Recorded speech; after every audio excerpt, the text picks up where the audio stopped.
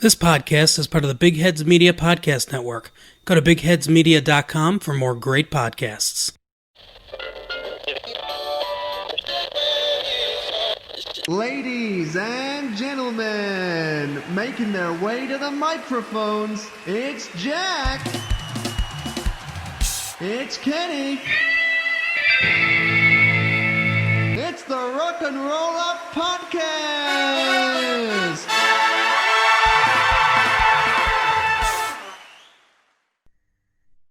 Hello. Hello. Welcome to the second. Hello. Hello. Can you hear me? Hello. Welcome to the second part of our 2007. Hello. Hello. Go on. To our 2007 21st Century Breakdown, where we discuss the best music. Hello. Sorry. Where we discuss the best music from 2007, Part 1, way back before Halloween. Part 1, way back. Way back. Yeah, what we've done is we've done the thing again where we've done too much talking again, haven't we? Oh. So we couldn't fit it in, and we didn't want to release it on Halloween because obviously Halloween special. So we've done a little 3-week gap in between the episodes. But you know what? We kept you waiting, yeah? You're like a little fish on a hook. Like, pull it. So, anyway. Our best albums from 2007, we will recap. Mine were, let me think, can I remember that far ago? It's weird because we're wearing the same clothes as when we did the last, which is really weird. How weird is that? This is a completely different week. I have no idea. The Blackening by Machine Head, Take to the Skies by Enter Shikari, and Favourite Worst Night by the Arctic Monkeys were my personal favourites. I know that you've all been listening to them in the meantime, in the week. You've had plenty of time. And so have I. I've grown as a person, I've grown as a partner, as a podcast host, and I've grown around my waist. Yeah, you've physically grown, but that's fine. That's fine. It's all muscle. My favourites were The Proclaimers, Life with You, Thirsty Merc slideshows, and Ghosts, The World is Outside, which is an obscure indie pop album that I expect most of you have looked at on YouTube. Get some of those tracks up to double figures would be good. Great. We're not talking about albums. Stop talking about them. Always jabbering on. We're talking about singles this week. Yeah. Not single people. It was you, We're both. Singles. We're not. No. So I mean, I could be, maybe. He's up for it. He is up for it. So just slide in those DMs, baby. We can talk about singles. We can talk about some good singles. We're going to rocket through them because on the and he slid away. Hello. We gave all the context. Shut up. We gave all the context. He just spit everywhere. We gave the 2007 context last time. We talked about the Brit Awards. We talked about some funny news. There was some cockfighting involved. Go back and listen to that episode. We talked about the films, the Brits. What we didn't talk about was the devastating news that Madeleine McCann went missing in 2007. Kenny, your thoughts on the disappearance of Madeleine McCann? Well, as you can tell, it's really hit me hard. Definitely not the Fanta that I inhale. Instead, the disappearance of Miss McCann. Maybe I'll take over for a second. Yeah, the nation's sweetheart, the nation's daughter, Madeleine McCann, brutally murdered by her parents. Shouldn't say that. That's libel. Just take that out. Even though the sniffer dog did find blood in the cupboard, carpet, and the boot, but that's okay. We won't talk about that. There have been books written on that. I just want to retract that statement and say I do not believe that the parents murdered their daughter. Fully retracted. Just to let anyone know, I do have a tick in my eye there, so it looks like I'm winking. I don't. Okay. There was a a special interest story about a man in a canoe. Over Jack with a special report. Well, I haven't really got many of the facts. Only that a man disappeared whilst canoeing in the remote woods. Disappeared for 5 years until he walked back into a police station in the UK and went, "Eee." Remember that whole canoe thing? Yeah. Eee. That was just a joke I did for fun. We could have mentioned that in our 2002 episode. Everyone would have been wondering what happened. What happens? Now we know. Yeah, that's all the facts I have on that. I would assume he was abducted by an alien, or I think maybe he wanted to start a new life, maybe try to fake his own death. Then he went, you know what? Probably just go back to my old life. I'm not sure. Maybe he kidnapped Madeleine McCann. We don't know. That's libelous. We're going to retract that statement. Although a canoe probably could fit the disembodied torso of a child. Oh no! We don't know. We don't know. Okay. We don't know. Gordon Brown became Prime Minister in 2007. And of course, the music world reacted to that. There was copious amounts of singles about Gordon Brown. No, there wasn't. One of my favourites. UK politics doesn't affect music, unless it was Thatcher, doesn't really affect music at all. It really doesn't, actually. That's an interesting take. Yeah. That is interesting, because American politics really, really does. American wars, Trump, who at this point, when this episode is released, is definitely still the president. Or maybe not the president. If he isn't the president, get ready to see child trafficking shoot up. If he is the president, then get ready for American Civil War. We'll see. One or the other. We'll see. Yeah. We don't take a preference on either of the candidates. They're both fucking awful. Yeah, good stuff. Anyway, let's talk about some wonderful singles. Let's talk about things that aren't awful. What I was going to say when you said no songs were inspired by Gordon Brown, I was going to say one of my favourite songs was Pussy Hole by Dizzy Rascal. Fine, that. I was going to say a song 30 years previous to Gordon Brown by the Stranglers, Golden Brown. It all works. 20 years before that, Brown Sugar. Fine. It's actually a song about, it's racist, whatever. It could be about heroin, could be about black women. We don't know. I bet it tastes so good. Those Rolling Stones, eh? Let's rock through some amazing singles from 2007 before we choose our 3 favourites. If you don't know what's going on by now, we choose our favourite singles, favourite albums from the year. We're counting up to 2020. This is part 2 of our special on 2007.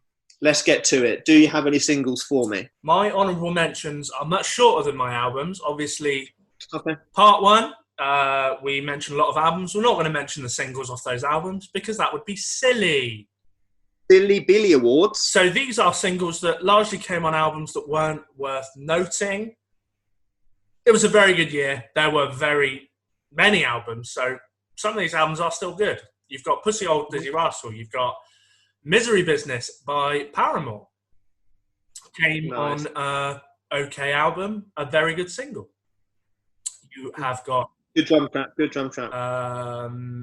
Acceptable in the 80s by Calvin Harris. A song that we famously covered in Wiltshire's best cover band, Double NED Next Door. I know what you're thinking. What, like band next? Like, oh, there's a band next door. No. We can't go next door because we're banned. We can't go next door, baby. Good stuff. Acceptable in the 80s. Just a really funny song and really good as well. Not many people know, written about, of course, the prolific child abuse of Jimmy Savile. It was acceptable in the 80s. Right. Good. Okay, then. I wonder what that song was written about. Just told you, mate. Right, okay. Just to let you know, I retract that statement. There is actually a lot of evidence. I guess I don't have to retract statements on Jimmy Savile, actually. Probably not. No. Little bit disturbing this week, in modern days, that the BBC have announced a drama series about Jimmy Savile, the man that they protected for nearly 50 years. Yeah. So I'm sure that's going to be an objective approach there to Jimmy Savile's crimes. Of course, when you say modern take, what you mean is roughly 3 weeks ago. Yeah. As we're recording. Yeah. Yeah. In November. Yeah, I think bloody cold out there, isn't it, mate? It's cold out there, isn't it? I've wrapped up. Sean Kingston released Beautiful Girls. Beautiful girls. You have me suicidal. Suicidal over just a beautiful girl. You are suicidal. There are numbers to call. Yeah. Maybe just go off in a canoe for 5 years. You might feel Don't better. let any beautiful girls get you to the point of suicide, you cheeky bastards. Talking of beautiful girls, She's So Lovely. She's So Lovely by Scouting for Girls. Prefer the song Elvis Ain't Dead, personally, which was another. He is, though. It's a lie. He is dead. He's dead. And another one, Klaxon's Golden Scans. That album was very, very good, apparently. Didn't listen to it, so I didn't put it on. Honesty here. I've got 3 special mentions. Go on. 1, Moving to New York by the Wombats, as well as Kill the Director, as well as Let's Dance to Joy Division. Very close to being put on my favourite album of the year. Very close to being put on my favourite single of the year. Missed out on both. However, I really, really like the Wombats. Very, very pristine, clean pop indie. Fantastic harmonies. Just a great band. Really good. It's amazing they do what they do, being Wombats as well, because like the hand. Impressive. Yeah. I have got Stronger by Kanye West, which we talked about when we talked about Graduation. And a final one, That's it. which will grate people the right way or the wrong way. It's Foundations by Kate Nash. Maybe give us a little bit of that so people to refresh people's memory. What's one of the really good lines in it? You don't think too hard, man. Gone and got sick on my trainers. I only got these yesterday. For some reason, started singing like Morrissey. You've only got sick on my trainers. Oh, Morrissey does. Kate Nash. Yeah. Yeah, a divisive woman who she did something new, which was cool. Although Lily Allen's sort of already done it, but the thing I don't like about her is she inspired a generation of girls that thought they could just say things that they saw with a ukulele, and that's an album. Yeah, it's not. I saw you looking at my bum. It's bum. Yeah, there's that other song that. Yeah, thank you. He. Where at one point she goes, "What?" Like, so, birds can fly so high and they can shit on your head, and birds can fly so high that they.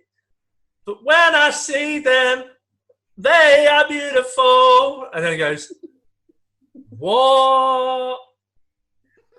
It's bad. What isn't there the other one that goes very, very, very, very much or something like that? Yeah. Bless her. She occupied a point at the time. I kind of like it. It's kind of guilty pleasure of mine, Kate Nash. I actually. She's totally harmless. I guess the people on Glow didn't agree because that's been cancelled. So gutted about that. Yeah, what a shame. Netflix. Do you know what? I put pop cuties on there. Take away Glow. I sat down last night in November. And, and I was like, I'm going to watch a horror film. I'll go on Netflix. And it is just full of shit. I know. It's like, all right, so go now, search horror on Netflix. Not you. Right now. Not you. Right, listener, not me. but also keep listening. And right. Click horror and look at all the films. And there's about 4 or 5 like AAA, big budget horrors. then there's like 4 or 5 decent indie horrors, and then there's about 45 shit no one's ever heard of, went straight to DVD, straight to video horrors that no one likes. They're all called something like Dark Crypt. Yes. Yeah. The Shade. Yeah. Starring that woman off Fringe. Yes. Oh, it's just like, I'm sure some of them are good, but yeah. Netflix used to have a lot of good stuff.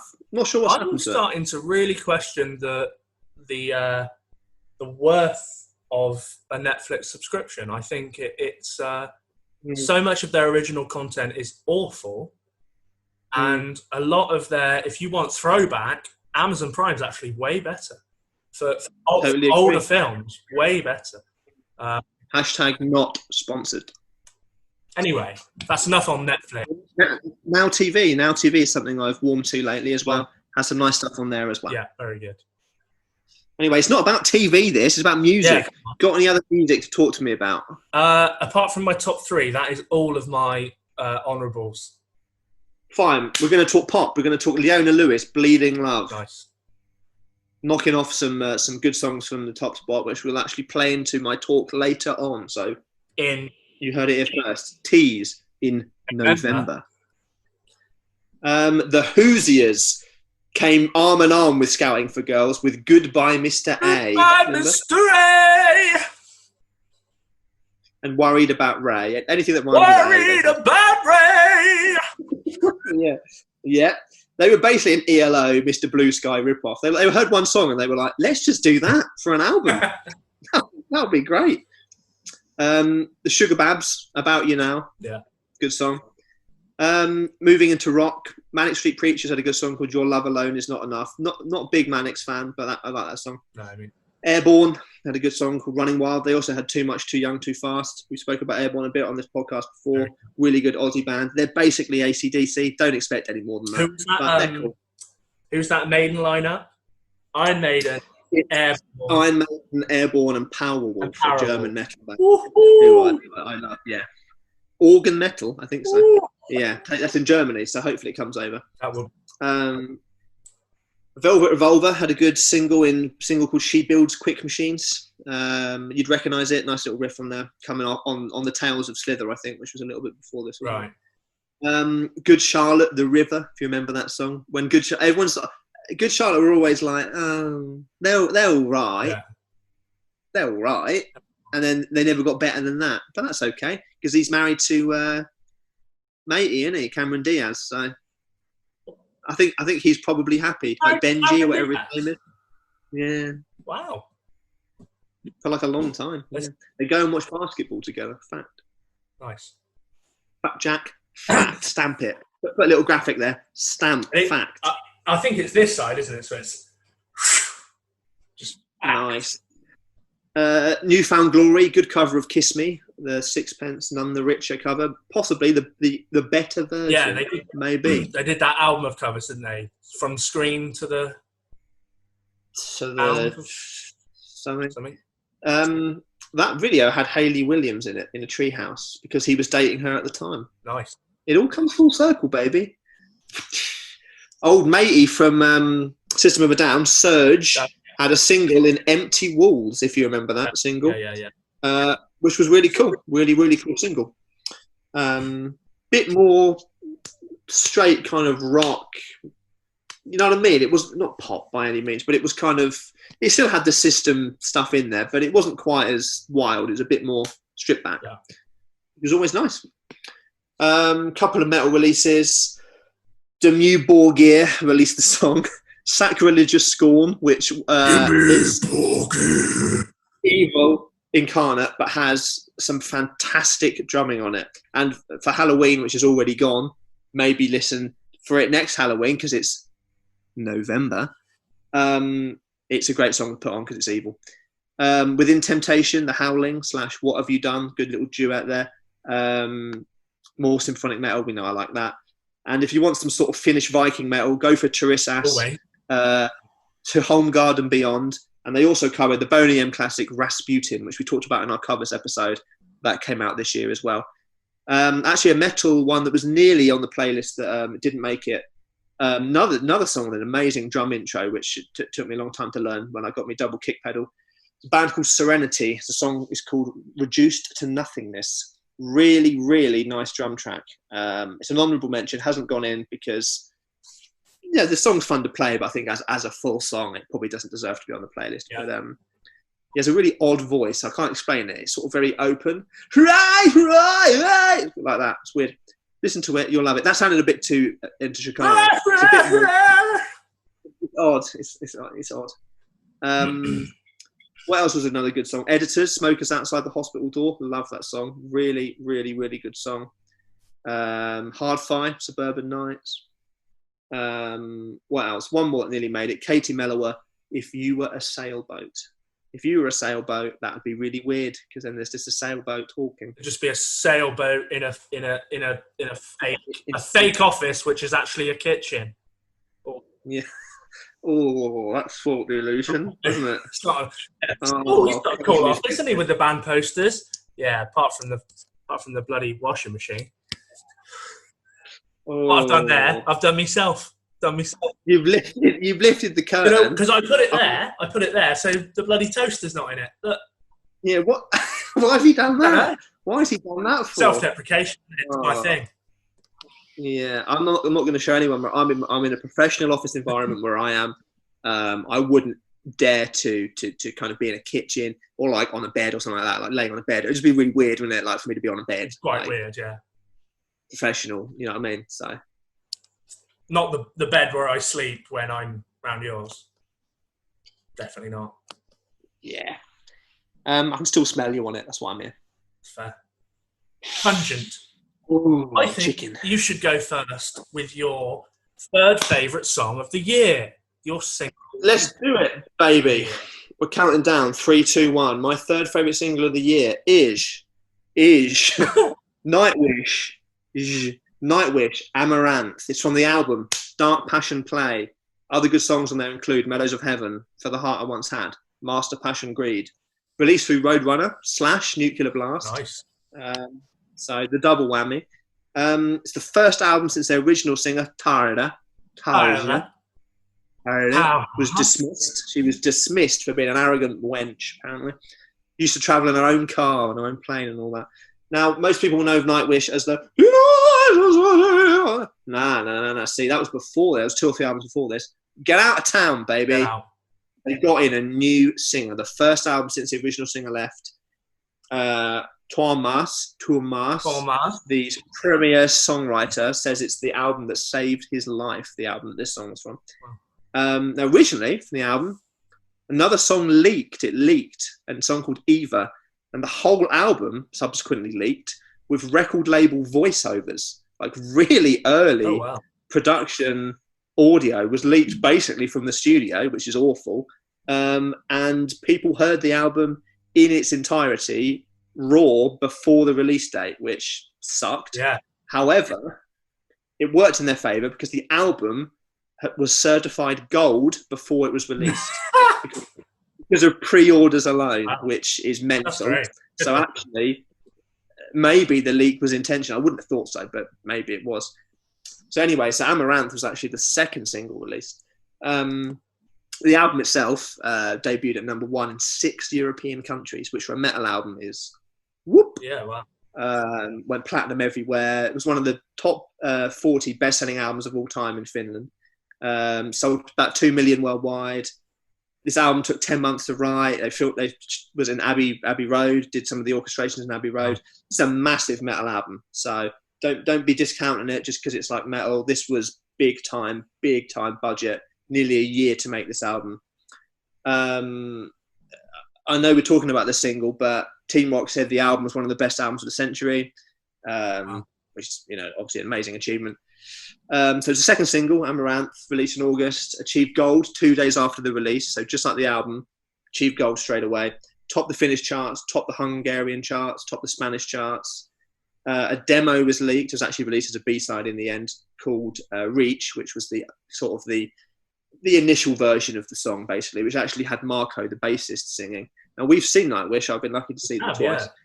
The bassist sings, looks like a Viking. Bassist has an amazing voice in his own right. So if anyone's interested in hearing the B-side or the original demo, you can just type in Nightwish Reach or Marco Reach and you'll find it. Just interesting to hear different chorus and things from a songwriting perspective, hear kind of the initial and what happened. So everything got leaked on this damn album. Kind of annoying, but like I said, it worked in their favour. They filmed a video alongside the single, based on a painting, bit wanky, based on a painting called The Wounded Angel. You know, it's like when people go, I did things based on a painting. You're like, no. But you know, that's their thing. Let them get on with it. The album, the single video was like boys playing underground. They found a fallen angel. They nurse her back to health, but a party of local people want to burn her and kill her. But in the end, she kind of escapes and she's all happy. I'm sure there's a lot of Christian metaphors there and things like that. It was their most successful single. 3 weeks at number 1. Went back up for a further 6 weeks. Just like randomly went like, all right, let's pop this back to number 1 again. Spent 21 weeks inside the Finnish top 40. In the UK, entered at 120, but it topped the rock singles chart for 5 weeks. Oh, nice. The song was used for Rock Band 3. I'm sure many people have played that, a bit like Guitar Hero. I think we were in a Guitar Hero based game, weren't we, together? Which is weird. That is weird that that's come up, that we were in a video game called Guitar Hero Live, and you can see us on multiple songs, including Gold on the Ceiling. We can talk about that another time.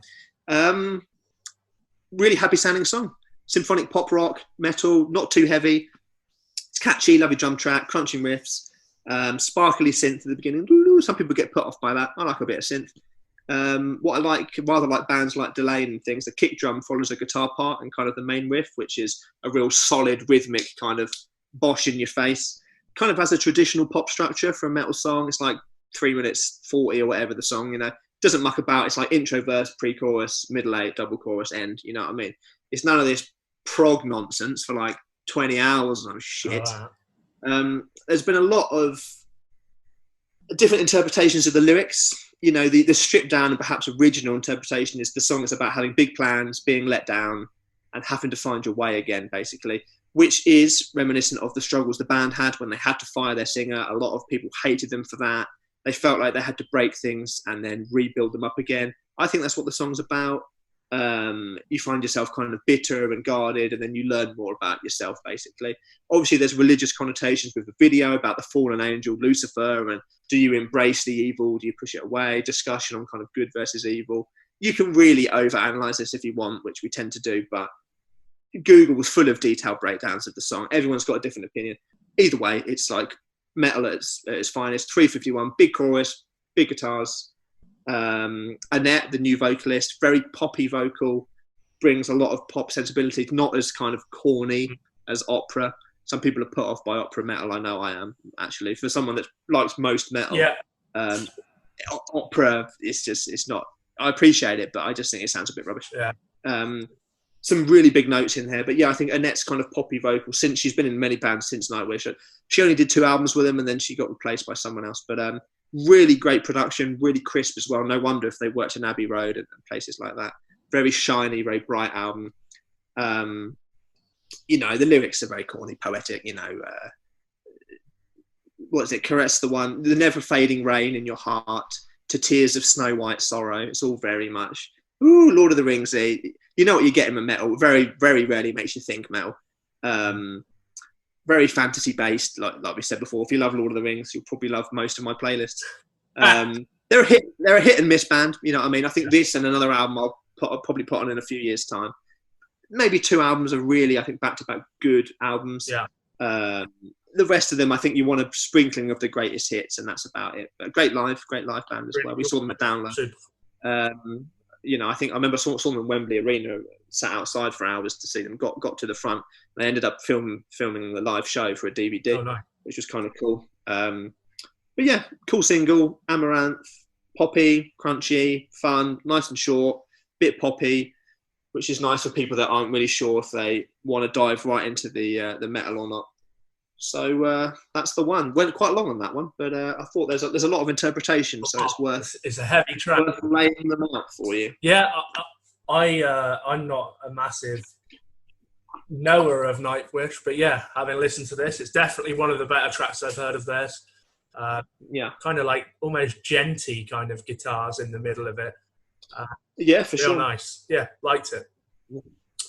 Okay, so I'm going to go for number 3. It's going to be the sort of absolute Goliath track of The Pretender by the Foo Fighters.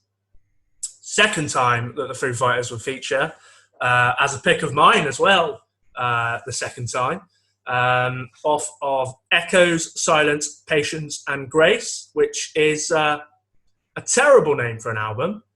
It's just... What does it all mean, Baz? It's just a bloody shopping list, isn't it, at the end of the day? I forgot the Grace. Oh, no, not the... Go out, pop out and get some Patience, love. Come on. So the track, people will probably be aware of the track. It has had huge amounts of radio play over the years. Always. Every day. It will be on a radio station every day somewhere, without fail, actually, I would think. The song was half written, and then they had a large amount of mixes that they had collated over the time. Dave Grohl went through, took a listen, thought, hold on a minute, there's not like a real up-tempo fast track in here. So he went back to this song after having recorded a slower version and basically just turned it into this balls to the wall, super up-tempo, super kind of just craziness of the track it became. In terms of awards and things, one nominated for 2 Grammys, one of two that it didn't get, one that it did get. But this song is well known at this point. Dave Grohl has said about the song that it's a stomping Foo Fighters up-tempo song with a little bit of Chuck Berry in it. Was a quote from Dave Grohl. I'd say that's pretty close to it. It's super, super thick with guitars. I was reading that the mixing engineer for the track had a real trouble bouncing the track correctly because of the amount of... I think he said there's like 4 guitars in the intro. There's like a marching band in it as well, and then there's all these harmonies going on in the verse with all of the guitars as well.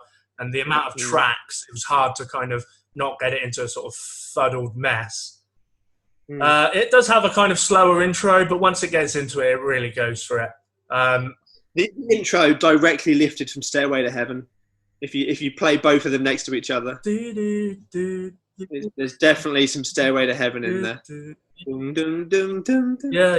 Little bit in there. A little bit in there. I love that little bit. One my favourite parts about the track is the little middle connector between the chorus and the next verse.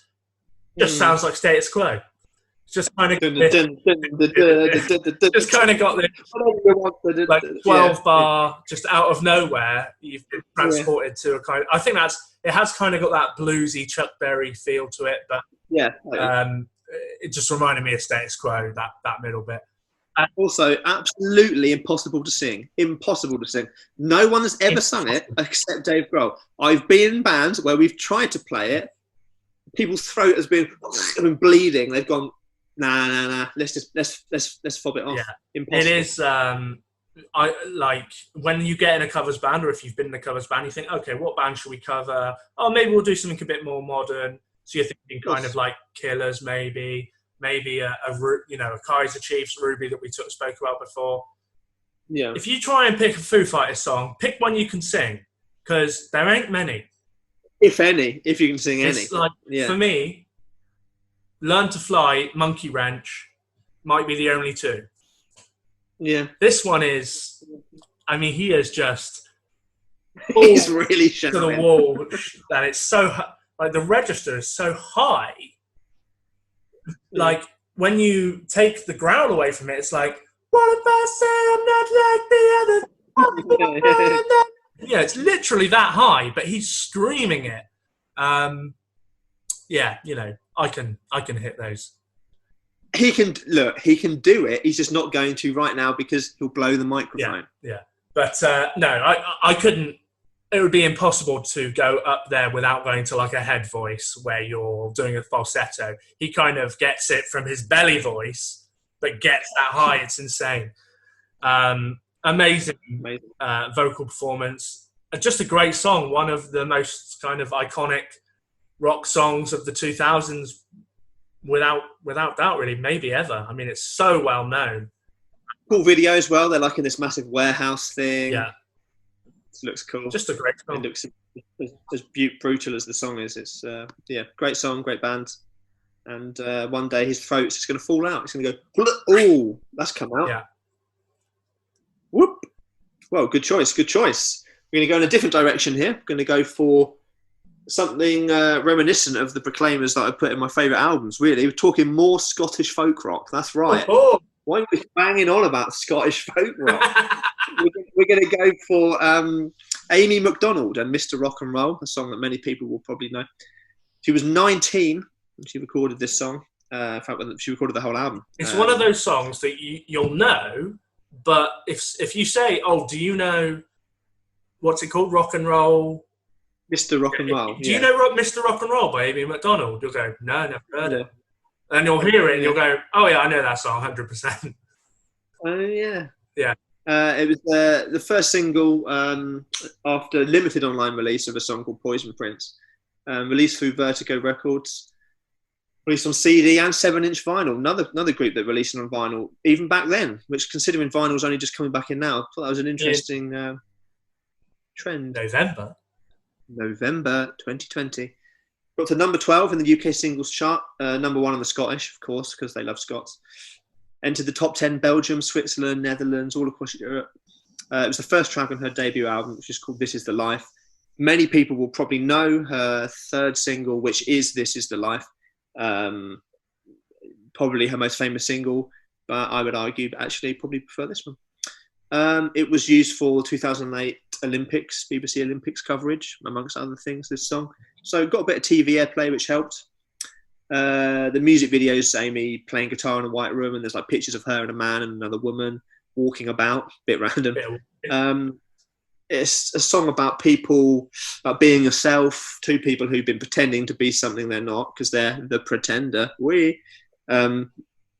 trying to fit in basically with the group, and because of that, they've these two amazing people that would have got on and made a brilliant couple have actually passed each other by because they're not being their true selves, basically. Right.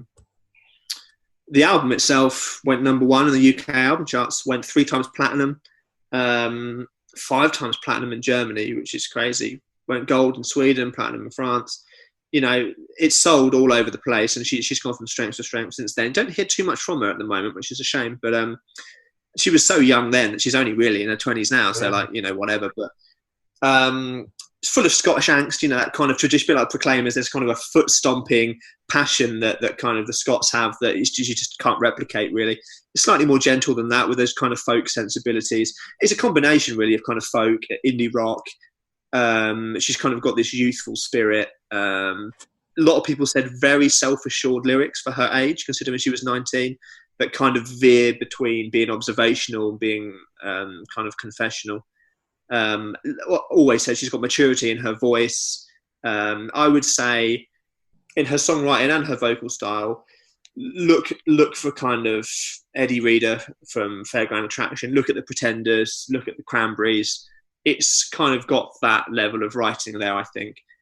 For a first album, this thing's crazy. Super sing-along song, kind of friendly, perfect for the radio, bops along nicely.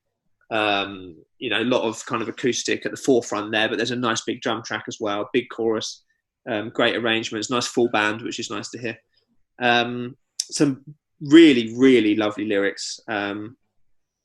She does a really good job of introducing the male and female protagonists in the song. So it's like verse 1 and 4 are the males, verse 2 and 3 are the females. And then there's like 2 lines of the male and the female in the middle 8, and then the last verse is Amy just narrating the story, so like just ties it together really beautifully. It shows a clear if she does it naturally, that's amazing, but it shows a clear knowledge of what she's trying to achieve in theory and that kind of thing. Some lovely lyrics. Mrs. Black and White, she's never seen a shade of grey, always something on her mind every single day. Mr. Multicultural sees all that one can see. He's living proof of someone very different to me. So they must depart, too many more broken hearts, but I've seen that all before in TV, books and film and more. It's just nice and cute. Nothing too deep, but it just bops along nicely. Really cool, interesting use of rhyme. At the beginning, she's rhymed again with again 3 different times, but it doesn't distract you. I'm someone that gets a bit annoyed if people just use the same words to end phrases. Yeah. Somehow she gets away with it, which is really clever. And then the rhyme scheme's never quite the same. That it's century used to be, no one there seemed to care, wouldn't dare. And then she ends with alone, which isn't a rhyme at all. So she's just playing with format all the time, which is really nice. And I think that feeds into the story being unpredictable and like life, it kind of weaves around, you know. But yeah, really great song, really great album, you know, just longing, there's hope in there, there's realism, there's escapism. I put on it that she's kind of my definition of a singer-songwriter in that she writes tunes that are like tailor-made for packing up your satchel, leaving home across the moors for a new beginning, but then you come home for tea later on. You know what I mean? Oh, yeah. That's so no. Yeah, exactly. It's the epitome of a singer-songwriter, and I say good luck to her. Yeah. Oh. And she's still young. She's still young in November, so we'll see where she goes from here. But yeah, lovely song, Mr. Rock and Roll, Amy McDonald, and Mr. Rock and Roll is now going to tell you what his second choice is for best single of 2007. Mr. Rock and Roll says, our survey says, Rock and Roll Up says, my number 2 for 2007 again is my favourite song off of an album that came very close to going on the playlist. It will be I'm a Realist by The Cribs off the album Men's Needs, Women's Needs, Whatever. Special needs. Does it say that? Men's needs, women's needs. Special needs? Question mark. What special needs? Dirty needs. That's a reference to extras there. Yes. Men's Needs was the big single. Got awards lists, end of year lists. However, my favourite song on the album, and was still released as a single, although it was released in February 2008, but the album was released in May of 07. So, do you know what? It's my fucking podcast. Yeah. What you've done is you've actually broken the rules there just because you wanted to. But that's fine. That's fine. It had been out in the public domain for 8 months at this point. I'm putting it as single of the year. No, not. Yeah, fuck you. Yeah, fuck you. Go on. Fuck you, what? Yeah, you just ruined the whole concept, but fuck you. Go on. So the sound of the track is jaunty, art, rock, indie kind of feel, quite very arty, very indie, with a Wakefield accent on the top of it. Now, let's go to Jack Cowling for his Wakefield accent. Indecisive, romantic. Yeah. That's two lyrics from the song. It's not bad. It's 3 minutes. Very infectious kind of riff that continues throughout the song. Middle 8 breaks into a kind of a more driven section for the track. But really, for me, it's the simplicity of the track that really appeals to me. The simplicity of the lyrics, especially, being perhaps 8, 9, 10 lines in total. I'm a realist. I'm a romantic. I'm an indecisive piece of shit. Well, you are an indecisive piece of shit because you put a 2008 track in the 2007 playlist. No, so I am decisively putting. Well, yeah, sorry, yeah. Yeah, that's right, yeah. And you dream, that's the same thing. That's the same life you lead. I don't agree. So you drink, you don't want to think because your mind's already made up. No. That's the whole song. No. Song done. Literally the whole Move song. on. But I love the that just it's kind of got this infectious kind of. You'll find yourself listen to it and then walk around 6 hours later, just going, "I'm a realist. I'm a romantic. I'm indecisive." There's my Wakefield. Hello. I'm indecisive. I'm a realist by the Cribs. It's it's just a really simple, catchy, kind of arty indie track off of a great album. Men's Needs. Yes, it's probably it's certainly the biggest single off the album. It's very, very, very, very good. But it's my fucking podcast. Yeah, so choose the one from 2008. We'll move on then to the number one for me. You light the skies up above me. Doing that in a Swedish accent again. A lot of talk of Sweden for some reason. I've gone for everybody's favourite song, Rule the World by Take That. Hello, Gary Barlow. I'm Gary Barlow. And you can light up the sky. Jesus. A little bit emotional after that. That was more kind of Brian Blessed. That was so Brian Blessed doing Pavarotti, doing Gary Barlow. Yeah. Rule the World, recorded for the film Stardust, which nobody saw. It was actually on 2006's Beautiful World, but you see, I've looked at the dates of release and I've gone, but it's been released as a single in 2007. So I've done the inversion of Kenny, so we'll let him off. It entered the chart at number 46, peaked at number 2, never got to number 1 because of a little song called Bleeding Love by Leona Lewis. Frick.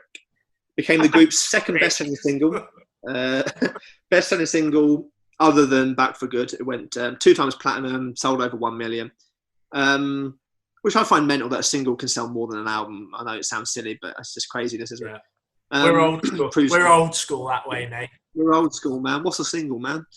Music video featured the band and the orchestra in Abbey Road, a bit like Nightwish, except it was kind of interspersed with clips from Stardust, the movie. What happened in Stardust? I think it had Robert De Niro in it. And Ricky it was about like other people.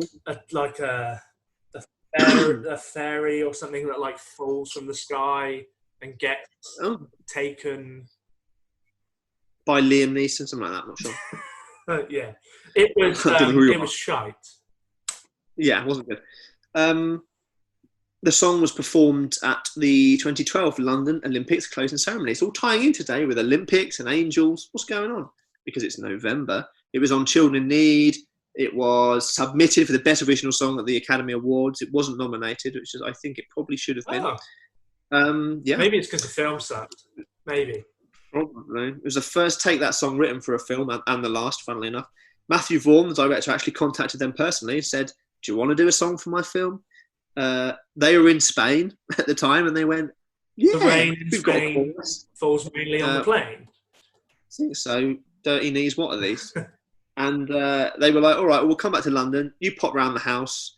If you like the song, we'll go for it." He popped round the house. He went, "Quite like that song. I'll take it. I'll take that." Wasn't included in the official soundtrack, which I don't understand. I think it's because it was on their album. There might have been a rights issue there. Not sure. Anyway, it premiered at the National Movie Awards. It ended 2007 as the 5th best-selling single, despite being released 2 months before the end of the year. So within 2 months, it ended up being the 5th best-selling single against singles that had been out for 9-10 months. It was the 44th best-selling single of 2008. It was the 16th best-selling single in Ireland in 2007. Got a lot of stats here. It remained in the top 100 until 2009. So for 2 years, it remained in the top 100. It was huge. Every time people sung it, it was everywhere. Every time it was on an advert, went back in the charts. It spent 12 weeks in the top 10, which is the longest of any Take That song ever. 75 weeks in the top 75, which makes it the 5th longest runner of all time in the top 75. It spent 100 weeks in the top 100. It was the 30th best-selling single of the 2000s. Wow. just a big power ballad, isn't it? It's a big proper power ballad. The piano it tremors with passion. I'm surprised that Shine isn't their biggest song. Yeah, no, that was way down the list, man. Yeah, just beautiful string orchestration. Every strum of the guitar seems to quiver with emotions. Catchy, huge chorus, euphoric, lots of dynamics, lots of stops and starts, bringing things down. Very cinematic, of course it is for the film. Very hopeful, singable, perfect for celebrations. Lyrically, rubbish. Says nothing at all. I mean, you and me, we can ride on a star. No, you can't, unless you're Elon Musk. You've gone muted.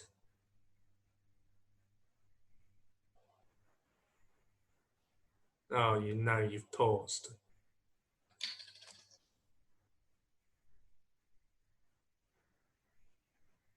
Your internet is unstable. Ooh, the internet is unstable. Are we back? We're back. Don't know. Okay. Anyway, yeah. Super simple lyrics, Yeah. which kid you. The melody kids you into thinking that it's amazingly profound. It isn't. It's just really damn catchy, and I think it proves that Barlow's still got the writing chops. You know what I mean? He's got a maturity that says, "I'm not a pop song guy anymore, but I'm a composer." Nice. And that's why it's my number one song. Yeah, I can understand that. It is.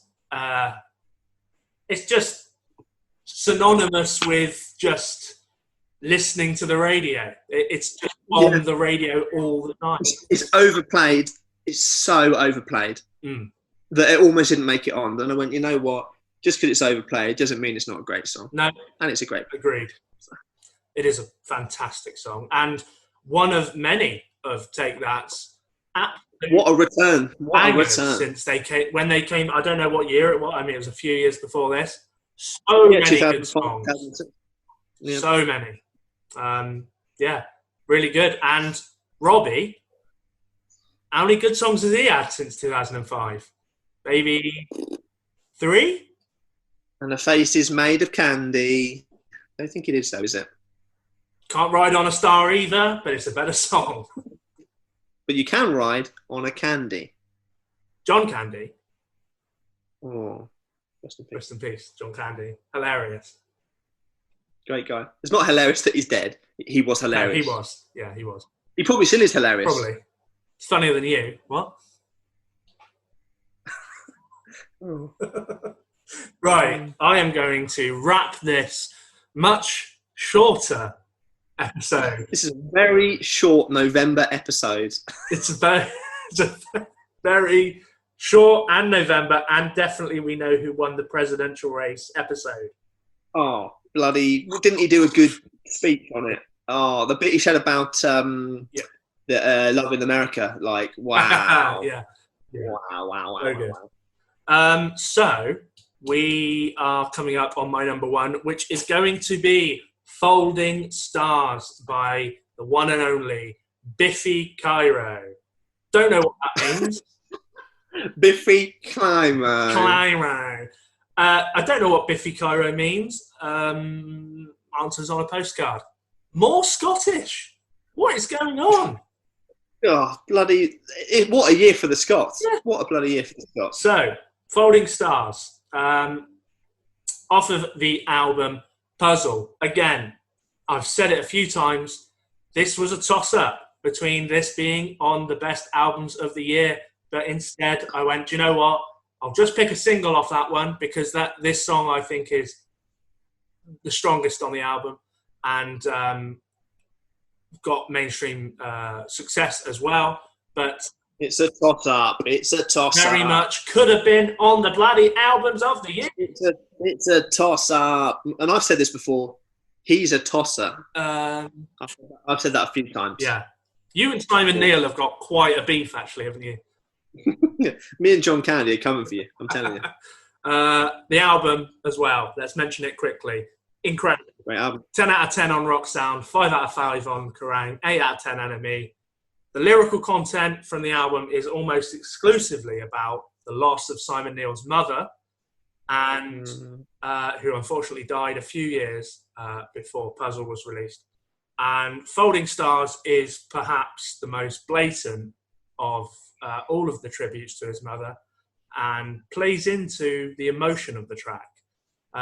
Simon Neil said about Folding Stars, it was definitely the toughest song I've ever had to record. It's the most raw and exposed I've ever felt. But having the chance to sing about my mum dying was therapeutic. So you could almost say that when he was struggling and they asked him, how's it going? He said, it's not getting easier. Thank you. So, Thank you. A mum death-based joke. Yeah. Just John on the phone, he said that was a great Live joke. at the Apollo, just on the phone, offering you Yeah. a quarter. They want me. I've turned them down. I've said, we come as a pair. That works. So the sound, I mean, it's a fairly straight pop rock ballad. It's got very well, nicely recorded, great production on the track, very bright, very kind of sort of high in the mix with some pretty standard drums. It's not technically a spectacular song really at all. But it's all about the feel of the song and the emotion of the song. The verses are very good, but really this song, the thing that grabs you with this song is the chorus. Yeah. The emotion in the chorus. Simon Neil's mum was called Eleanor, so the lyrics are just, Eleanor, Eleanor, I would do anything for another minute with you because it's not getting easier. It's not getting easier, which is just heartbreaking lyrics. Awful. And the way that he wails it. Eleanor. Yeah. It's powerful. It's just like, he's almost cry singing. It's powerful. Yeah. It's very I think anyone who's ever lost anybody important to them, it genuinely is a tough listen, this track. It's incredibly emotional song to listen to. And it's kind of a song that you have to, your love of it, or my love of it, is more to do with how it makes me feel. My experience of the song makes me love the song so much more than maybe the song itself. In isolation, the song is perhaps not as fantastic as I feel as though it is. It's my feeling about it that perhaps puts it at number one. Did come out and say that potentially was never going to play it live, potentially would be a long time. Did play it in 2007 a few times, and it has sprung up on their set list since. I don't think it's something that they play every gig, but certain gigs, they played it when they headlined Reading. And Simon Neil did a very nice,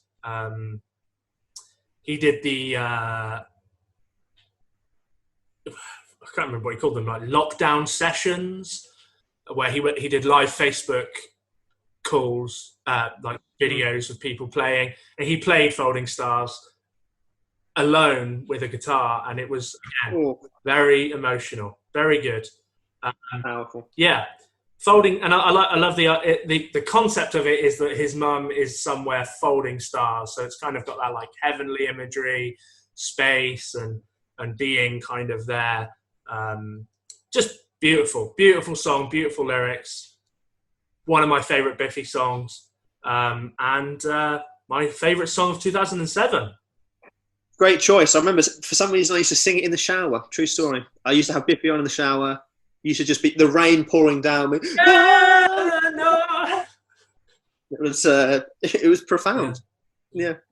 Just gently masturbating. Wasn't doing that. That's a joke. I would not masturbate over his dead mum. Yeah. Wouldn't have done it if she was alive either. She was minging. No. Absolutely minging. Well, with that, I think we'll do a quick recap and absolutely leg it out of here before the Zoom police come and arrest us. So, my number 3 was Nightwish, Amaranth, symphonic metal pop. We've got, I'm doing like a radio countdown. Traffic and Travel. Number 2, Amy McDonald, Mr. Rock and Roll, kind of a folky, jaunty little campfire sing-along. And then we've got number 1, Rule the World, Take That.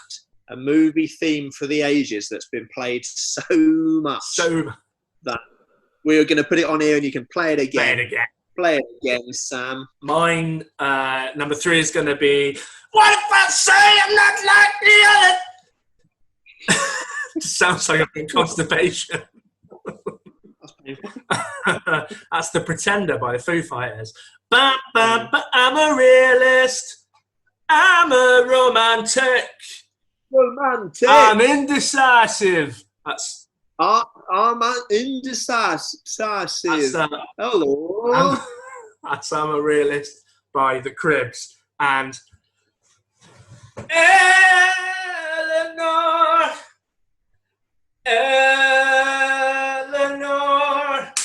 I would do anything for another minute with you, 'cause it's not getting easier. It's not getting easier.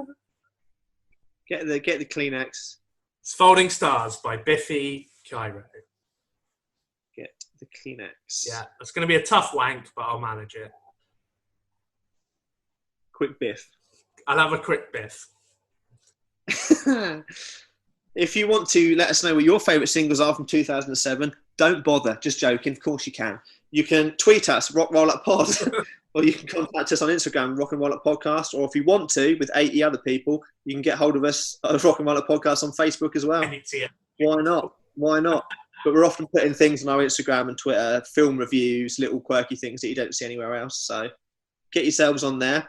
Always teetering around 2000, and then we never quite get there on Twitter. Not sure what's happened. I think we're being prevented from getting there. There's so many fake accounts on Twitter. I know. You get 10 followers, but then Twitter deactivates the 10 that were fake. So annoying. Just get those bots in. That's what we want. We want those bots.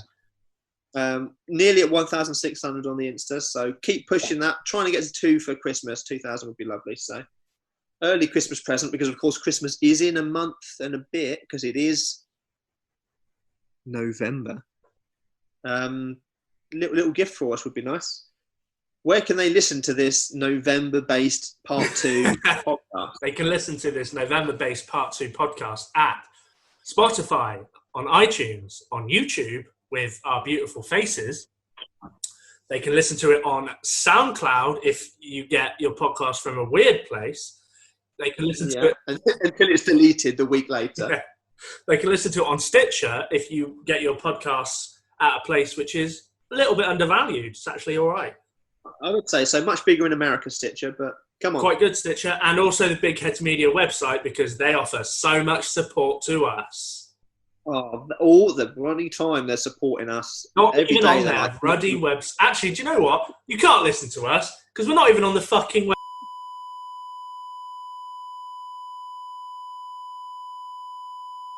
I'm going to have traditional Scottish water. Oh, I'm going to... I don't have anything Scottish. No, nothing.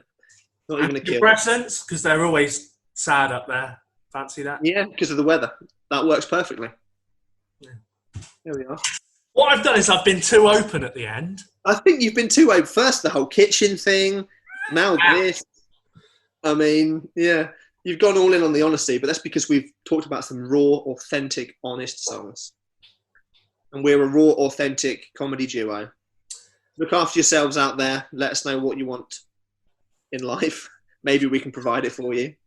I'd like to finish by saying, Jack, I would do anything to spend another minute with you.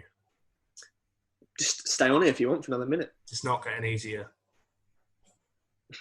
Sure as shit isn't. Big time. Peace out. John Candy. John Candy.